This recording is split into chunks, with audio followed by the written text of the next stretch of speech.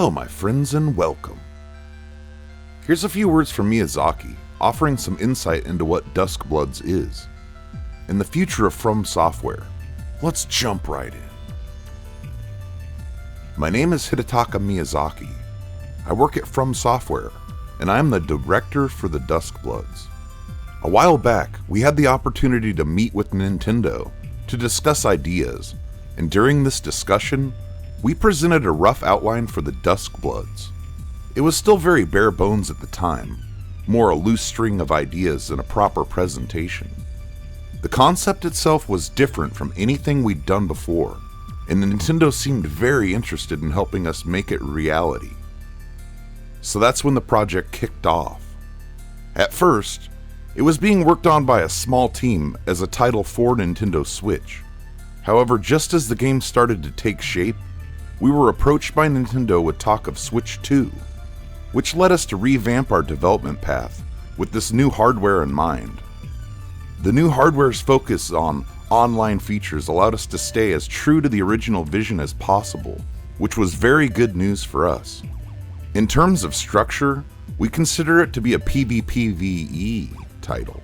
At its core, it's an online multiplayer focused game with both player versus player and player versus enemy gameplay.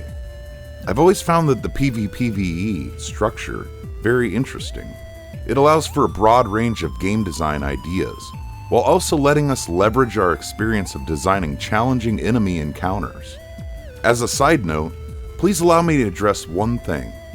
As previously mentioned, this is an online multiplayer title at its core, but this doesn't mean that we as a company have decided to shift to a more multiplayer focused direction with titles going forward.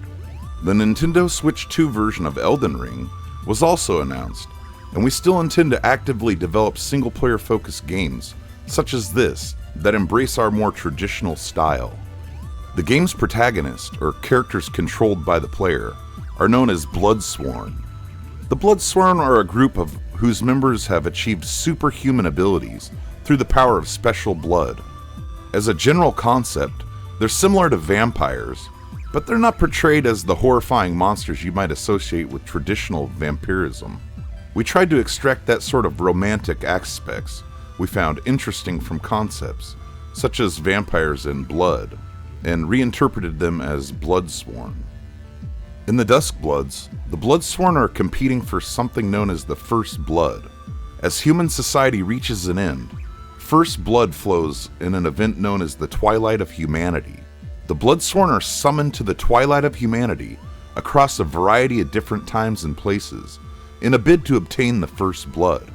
Due to this, there is no fixed era or location in which the Duskbloods take place.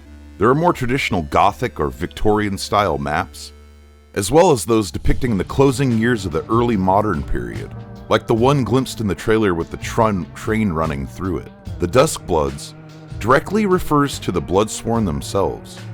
As mentioned earlier, the Bloodsworn are summoned to the Twilight of Humanity in a battle for First Blood.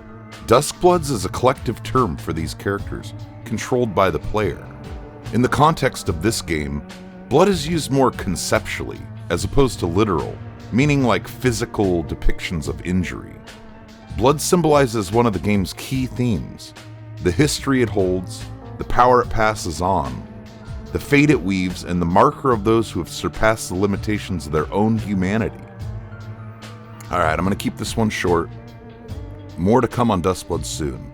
Have fun and stay safe, my friends.